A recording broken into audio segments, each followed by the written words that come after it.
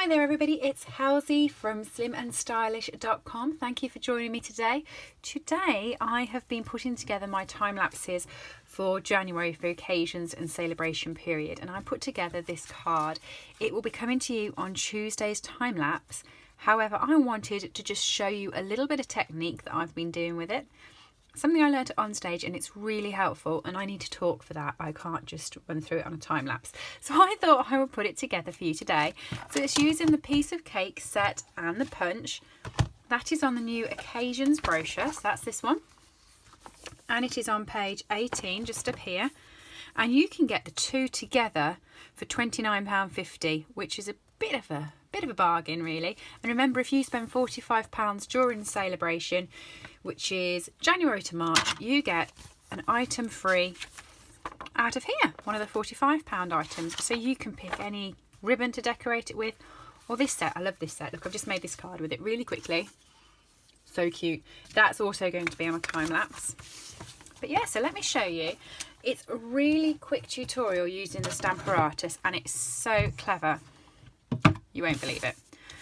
So it's to show you how to get these individual elements the best out of your paper and to quickly do them, especially if you're running a few sets at a time. So if you're trying to make 2 or more cards. So what you need to do is just grab a piece of scrap paper. So where's my paper pad? I just keep this pad on my desk, so let's just grab that off.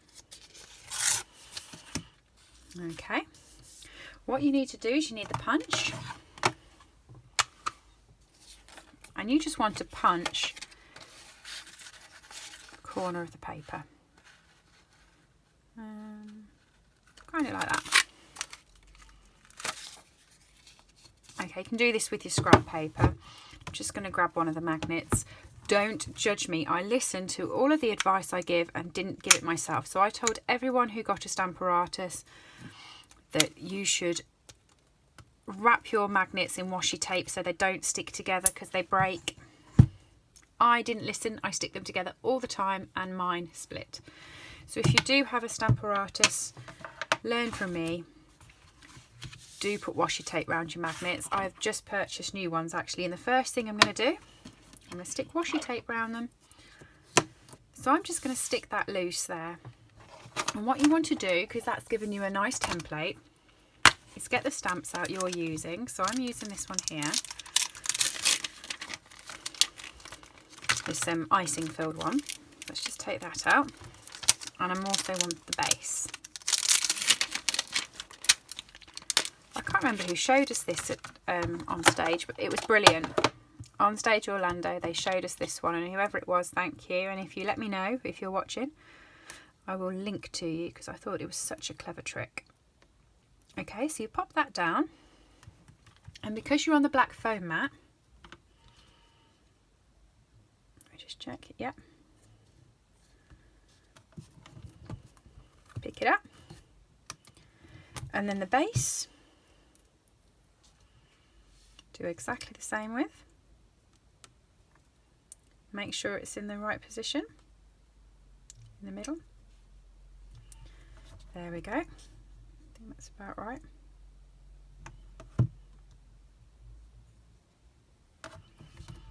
And pick that up.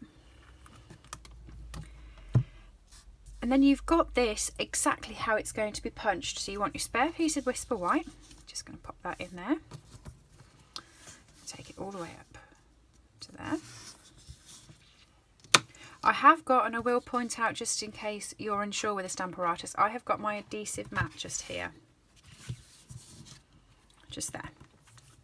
To pop it up because I'm using a photopolymer set. But what you can do is there are other foam mats like this available, and you can buy those, put 2 in, and it works exactly the same.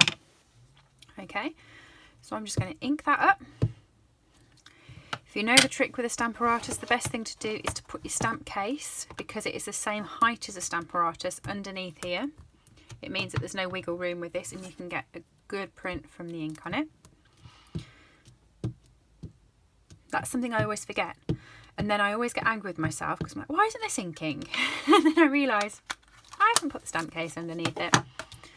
So you just want to push that down, stamp it down.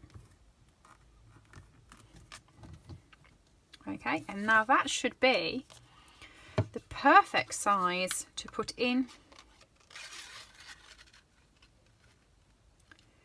to your punch like that.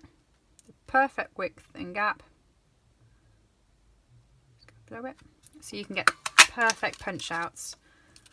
There you go. And then you can keep using this design.